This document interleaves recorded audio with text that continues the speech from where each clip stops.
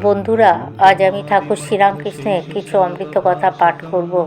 যদি আপনাদের ভালো লেগে থাকে তাহলে আমার চ্যানেলটি আপনারা সাবস্ক্রাইব করে দেবেন। স্বামী অখণ্ডানন্দ বলছেন, ঠাকুর আমাকে বললেন চল চাঁদনি ঘাটে চান করতে যাব। আমাকে কমণ্ডল নিতে বললেন। ঘাটে গিয়ে দেখি চাঁদনির ঘাটে কালীবাড়ির খাজাঞ্চি এক পা গঙ্গা জলে আর এক পা ঘাটের ধাপে রেখে খুব ঘষছে। ঠাকুর গেলেন, সেদিকে কোনো দৃষ্টিপাত নেই তার। ঠাকুর আস্তে আস্তে চাঁদনির ঘাটের উত্তর ধার ঘেঁষে প্রায় এক কোমর জলে নেমে একটু একটু করে জল দিচ্ছেন মাথায় আর কুলকুচো করছেন, কিন্তু ডান হাতের উপর। সেদিনকার গঙ্গাবাড়ি ব্রহ্মবাড়ি বলায় আর আজ তার স্নানে বেশ বোঝা গেল অতি কষ্টেই যেন তিনি পবিত্র জলে পা দিয়েছেন। এদিকে আরেকটি বৃদ্ধ ব্রাহ্মণ, তাকে দেখেই মনে হলো সে পাড়াগাঁয়ের। ঘাটে এসেই খাজাঞ্চিকে জিজ্ঞাসা করলেন, আপনি কি এখানকার খাজাঞ্চি? খাজাঞ্চি যখন বলল হ্যাঁ, তখন তিনি ধাপে বসে পুকুরে কত মাছ আছে, বাগানে ফলমূল যা হয় তা বিক্রি হয়, তা কত টাকা দিয়ে হয় ইত্যাদি কথা জিজ্ঞাসা করতে লাগলেন। তখন ঠাকুর আর চোখে সেই ব্রাহ্মণের দিকে দেখছেন আর মুখে একটি বিরক্তির ভাব। স্নানের পর আবার ঠাকুরকে ঘরে নিয়ে এলাম। কাপড়ে ঠাকুরের গঙ্গার জল দিলাম।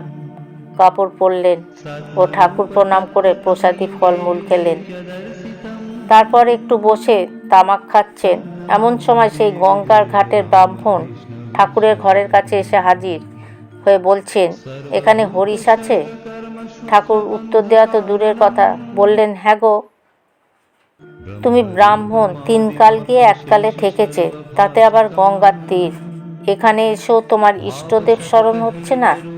তুমি কালীবাড়ির পুকুরে কত মাছ, বাগানে কত আম লিচু হয়েছে তা বেচে কত টাকা হয়, এইসব খোঁজ নিচ্ছ? ধিক তোমাকে।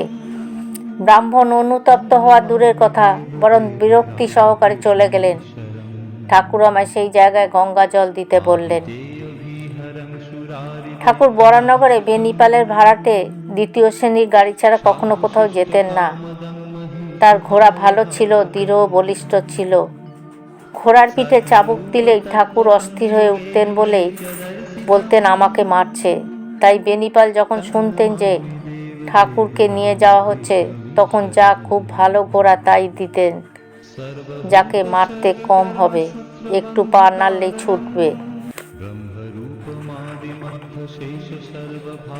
ওই সময় দক্ষিণেশ্বরে কালীবাড়িতে প্রত্যহ 250 থেকে 300 পর্যন্ত সাধু, বৈষ্ণব, ব্রাহ্মণ, সাধারণ মানুষ অনেক প্রসাদ পেত। যত ভালো ভালো মহাপুরুষ কালীবাড়িতে প্রসাদ পেতেন ও নির্জনে থাকতে সেখানে যেতেন। তারা ঠাকুরের সঙ্গলাভ ও উপদেশ শ্রবণে ধন্য হতেন। ওইরূপ কোনো সাধু মহাপুরুষ দক্ষিণেশ্বরে এলেই ঠাকুর আমাদের দর্শন করে আসতে বলতেন। একদিন নৌকায় মহেন্দ্রবাবু, প্রিয়বাবু, দুর্গাশঙ্করবাবু, গদাশঙ্করবাবু ও আমি দক্ষিণেশ্বরে গেছি। তখন খাওয়া দাওয়া সব হয়ে গেছে। ঠাকুর উঠে তার নিচে তক্তপোষখানায় বসেছেন। এমন সময় আমরা তার ঘরে গেলাম। মহেন্দ্রবাবু ও প্রিয়বাবু গিয়ে ঠাকুরকে বলছেন, মশাই, কাশীর ভক্ত সব এনেছি। ঠাকুর বলছেন, তাই তো। ওহে, এসব যে সিংহমের দল এসেছে। খুব আহ্লাদ করে তাদের বসালেন। প্রথমেই দুর্গাশঙ্করবাবু ঠাকুরকে জিজ্ঞাসা করলেন, মশাই, যিনি পূর্ণ ব্রহ্মাণ্ডে তার কোনো অভাব নেই, তিনি সকল স্থানে সর্বদা রয়েছেন, তারা আবার অবতার হয় কি করে? ঠাকুর বলছেন, দেখো, পূর্ণব্রহ্ম যিনি, তিনি সাক্ষী স্বরূপ, সর্বদা সমভাবে বিরাজমান আছেন। তার শক্তির অবতার কোথাও 10 কলা, কোথাও 12 কলা এবং কোথাও 16 কলা। 16 কলা শক্তির অবতার যাতে হয়, তাকেই পূর্ণ ব্রহ্ম বলে লোকে পুজো করে। যেমন শ্রীকৃষ্ণ রামকে বলে 12 কলা। দেবেনবাবু বলছেন, আচ্ছা মশাই, এই শরীরটাই তো যত অনিষ্টের মূল, তাই এটাকে নষ্ট করলেই তো সব চুকে যায়। ঠাকুর বললেন, দেখো, কাঁচা হাঁড়ি ভাঙলে আবার গড়ন হয়, কিন্তু পাকা হাঁড়ি ভাঙলে আর গড়ন হয় না। তেমনি জ্ঞান লাভের পূর্বে শরীর নষ্ট করলে আবার শরীর হবে, আবার সেই কষ্ট নিয়েই আসতে হবে। দেবেনবাবু বলছেন, আচ্ছা মশাই, তবে শরীরটার এত যত্ন কেন? ঠাকুর বলছেন, দেখো, যারা ঢালাইয়ের কাজ করে তারা যতদিন না মূর্তি তৈরি হয় ততদিন ছাঁচটা যত্ন করে রাখে। তারপরে মূর্তিটা তৈরি হয়ে গেলে ছাঁচ থাক আর না থাক, তেমনি এই শরীর দিয়ে আত্মজ্ঞান লাভ করতে হবে, আত্মসাক্ষাৎকার করতে হবে।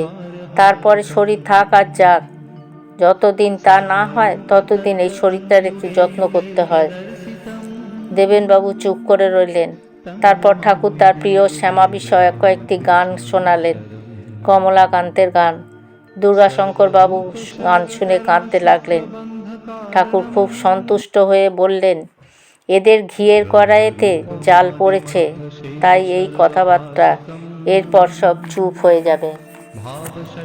গদাশঙ্কর বাবু ঠাকুর তাকে ডেকে বললেন, তুমি আহ্নিক করো। তিনি হাত নেড়ে বললেন, ওসব আমার ভালো লাগে না। ঠাকুর বলল, দেখো, জোর করে কিছু ছাড়তে নেই। যেমন কুমড়ো, লাউ ইত্যাদি ফুল ছিঁড়ে ফল পচে যায়, কিন্তু ফল পাকলে ফুল আপনি ঝরে যায়। ঠাকুর জিজ্ঞাসা করলেন, তুমি সাকার ভালোবাসো না নিরাকার? তিনি বললেন, নিরাকার। ঠাকুর বলতে লাগলেন, সন্ধ্যা করতে করতে সন্ধ্যা গিয়া গায়ত্রীতে লয় পায়, তেমনি গায়ত্রী জপ করতে করতে গায়ত্রী ওঙ্কারে লয় পায়। ওঙ্কার জপ করতে করতে প্রণব তুরীয় অবস্থায় লয় পায়, তখন সন্ধ্যা আপনি ছেড়ে যায়। তুমি একেবারে নিরাকার ধরবে কি করে? তীরন্দাজ যখন শেখে তখন প্রথমে কলা গাছে বেঁধে, তারপর সরু গাছ, তারপর ফল, তারপর পাতা, তারপর পাখি। প্রথমে সাকার, তারপরে নিরাকার। বন্ধুরা, আজ আমি পাঠ এখানেই শেষ করছি। জয় ঠাকুর, জয়।